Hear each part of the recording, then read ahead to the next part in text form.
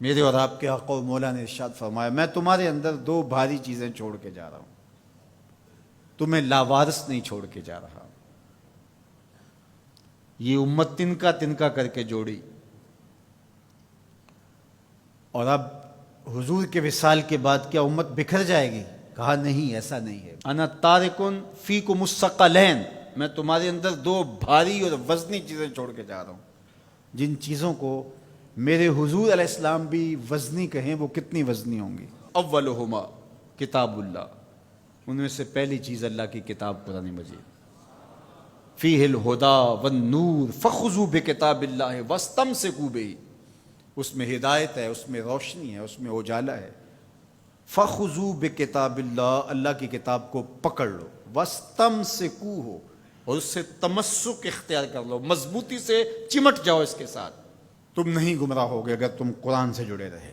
پھر ارشاد فرمایا وَإِتْرَتِي أَهْلُ بَيْتِي، اور میں اپنے اہل بیت کی صورت میں تمہیں دوسری بھاری چیز دے کے جا رہا ہوں۔ اور نصیحت کرتے ہوئے فرمایا اذکرکم اللہ فی اہل بیتی، اذکرکم اللہ فی اہل بیتی، اذکرکم اللہ فی اہل بیت، میں اپنے اہل بیت کے بارے تمہیں اللہ سے ڈراتا ہوں۔ ایک بار نہیں، دو بار نہیں، 3 بار فرمایا۔ پہلے ان دو کو الگ کر کے مخصوص کیا، یہ کافی تھا۔ ان کو بھاری کہا، اس سے اہمیت کو 4 چاند لگ گئے۔ اور پھر اذکرکم اللہ، اذکرکم اللہ، اذکرکم اللہ، ایک مرتبہ کہہ دینا کافی تھا، یہ تیسری اہمیت تھی، لیکن 3 مرتبہ کہہ کے کس احتیاط کے مرتبے پہ رکھا اہل بیت کو کہ کہیں تمہاری زبان معمولی سی لغزش بھی نہ کھا جائے، دیکھنا کہ میری اطرت کون ہے، ان کو نسبت کس سے ہے۔ ان دو کے دامن کو مضبوطی سے پکڑ لو، میں محمد ضمانت دیتا ہوں کہ تم کبھی بھی گمراہ نہیں ہو، لن تضلوا بعدی ابدا، تم کبھی بھی گمراہ نہیں ہو سکتے۔ میرے تو حضور نے ضمانت دی تھی کہ تم کبھی بھی گمراہ نہیں ہوگے، اور یہ امت 72-73 فرقوں میں بٹ گئی۔ حضور نے تو کہا تھا تم کبھی بھی گمراہ نہیں ہوگے، تو یہ 72 اور 73 فرقوں میں کیسے بٹ گئے؟ تو حضور نے ضمانت اس شرط پہ دی تھی کہ ان 2 چیزوں کو مضبوطی سے تھام لو، تم کبھی بھی گمراہ نہیں ہوگے۔ تو گمراہی اس لیے ہوئی، کسی نے قرآن کو چھوڑا، کسی نے اہل بیت کے دامن کو چھوڑا، کسی نے قرآن پکڑ کے دہائی دی لیکن اہل بیت کا بغض سینے میں پلتا رہا، اور کسی نے اہل بیت کے نام کا جھنڈا تو اٹھایا لیکن قرآن کو چھوڑ دیا، قرآن کو ترک کر دیا، اس کے پارے بھی پورے نہ مانے، گمراہ ہو گیا۔ اسے مبارک ہو جس کے ایک ہاتھ میں قرآن ہے، ایک ہاتھ میں اہل بیت نبوت کا دامن ہے۔ دونوں کو مضبوطی سے تھام لوگے، کبھی بھی گمراہ نہیں ہوگے۔ قرآن تھیوری ہے اسلام کی، اور اہل بیت نبوت پریکٹیکل ہے، عملی مشق ہے۔ دوسری بات ارشاد فرمائی، میرے اہل بیت کی مثال حضرت نوح علیہ السلام کی کشتی کی طرح ہے، جو اس پہ سوار ہو گیا نجات پا گیا، جو پیچھے رہ گیا غرق ہو گیا۔ یہ نکلتا ہوا فتنوں کا پانی، گھروں سے فتنے، باہر سے فتنے، منبر و محراب سے فتنے، سوشل میڈیا سے فتنے، الیکٹرانک میڈیا سے فتنے، درسگاہوں سے فتنے، دانشگاہوں سے فتنے، فتنے ہی فتنے نمودار ہو رہے ہوں گے۔ فتنوں کے سیلاب میں تمہارا ایمان، تمہارا دین، سب کچھ بہہ جائے گا، بچے گا وہی جو سفینہ آل مصطفیٰ میں بیٹھے گا۔ میری آل کی مثال حضرت نوح علیہ السلام کی کشتی پہ ہے۔ اب کنارے لگنے کا راستہ، کشتی میں تو بیٹھ گئے لیکن جانا کدھر ہے، ساحل کدھر ہے؟ تو کہا اصحابی کالنجوم فبأیہم اقتدیتم اہتدیتم، میرے صحابہ کی مثال ستاروں کی ہے، جس کے پیچھے لگو گے منزل مراد پا جاؤ گے، ساحل مراد تک پہنچو گے۔ کشتی میں بیٹھ گئے ہو، سلامتی ہے، نظر ستاروں پہ رکھو۔ جو ستاروں پہ نظر تو رکھتا ہے لیکن کشتی پہ نہیں بیٹھتا، اپنے بازوؤں پہ اعتماد کرتا ہے، مجھے نہیں ضرورت، تو وہ کتنی دیر اس سیلاب میں تیرے گا؟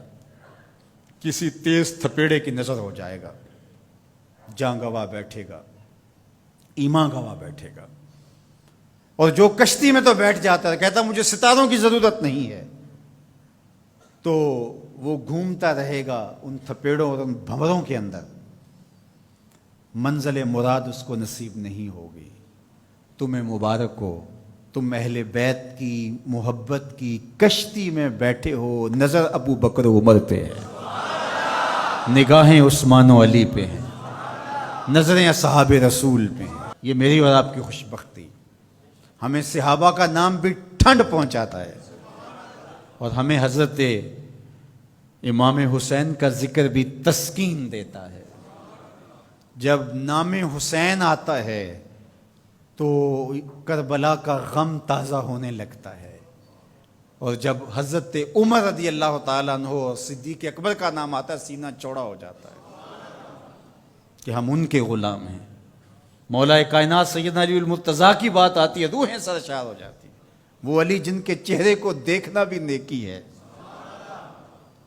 ان کا نام بھی تسکین قلب کا ذریعہ ہے۔ تو اصحاب اور اہل بیت یہ کوئی منافات نہیں ہے، مشکات نبوت کی دو کرنیں ہیں، سینہ محمد سے پھوٹتی ہوئی ضیائیں ہیں، حضور علیہ الصلوۃ والسلام کے فیضان کے دو رنگ ہیں، گلشن محمدی کے کھلے ہوئے دو پھول ہیں۔ تو ہم صحابہ کی عظمت کو بھی سلام کرتے ہیں، اہل بیت کی عظمت کو بھی سلام کرتے ہیں۔ یہ بد نصیب دن پاکستان بنے ہوئے 73 برس بیت گئے، یہ ہمیں اس مرتبہ دیکھنا پڑا کہ صحابہ کو بازاروں میں گالیاں دی گئی، استغفر اللہ۔ حضرت ابو بکر صدیق رضی اللہ تعالی عنہ سے لے کے حضرت امیر معاویہ رضی اللہ تعالی عنہ تک حضور کا ہر صحابی عظمتوں کا مینار ہے، رفعتوں کا بام عروج ہے، اور ان کی تعظیم اور ان کی تکریم ہماری زندگی کا حصہ ہے۔ یار صحابی تو وہ ہے جس نے حضور کی صحبت پائی اور ایمان کی دولت سے مالا مال ہوا، وہ مٹی جو حضور کے نالین سے جڑی ہے وہ بھی ہماری آنکھوں کا سرما ہے۔ تو بات چل رہی تھی کہ یہ دین ادب کا دین ہے، لیکن بدقسمتی سے یہ باہر سے جو شرارتیں ہو رہی ہیں وہ تو ہو ہی رہی ہیں، لیکن ان دنوں میں جس پہ بات کی جا رہی ہے یہ تو کلمہ گو لوگوں کی کہانی ہے۔ سیدنا صدیق اکبر رضی اللہ تعالی عنہ کی تکفیر کرنے والے بظاہر کلمہ نہیں پڑھتے، صحابہ کو ننگی گالیاں دینے والے کیا کلمہ گو نہیں ہیں؟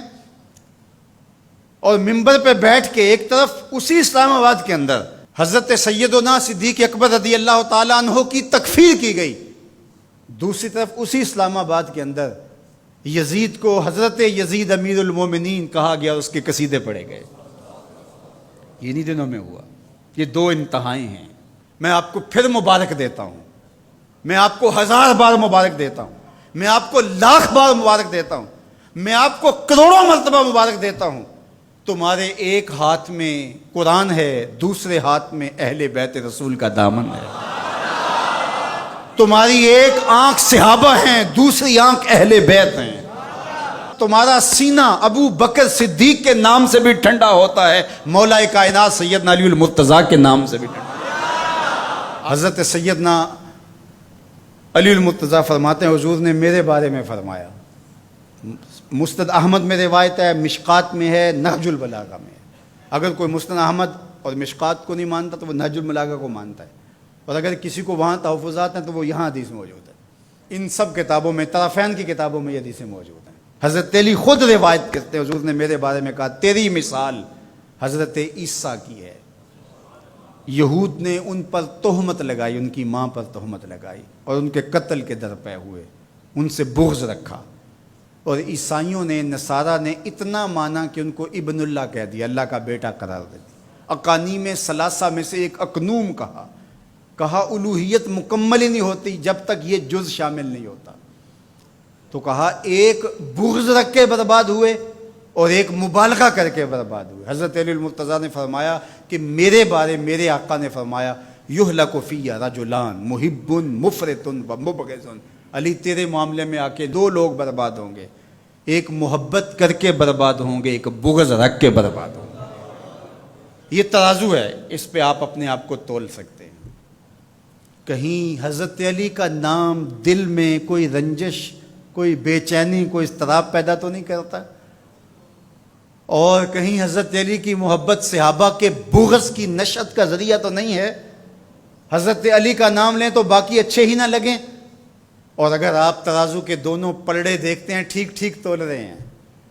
کسی نے ذکر حسن حسین کا کیا تو روح سرشار ہو گئی، سیدہ فاطمہ تو زہرا کا ذکر ہوا آنکھیں ادب سے جھک گئیں، حضرت ابو بکر کا نام آیا تو دل عقیدت سے جھک گیا۔ تو جب ہم یہ اپنی کیفیت دیکھیں گے تو اللہ کا 1000 بار نہیں کروڑوں بار شکر ادا کریں گے۔ تو ہم کہتے ہیں صحابہ آپ کی عظمت کو بھی سلام، اہل بیت آپ کی عظمت کو بھی سلام۔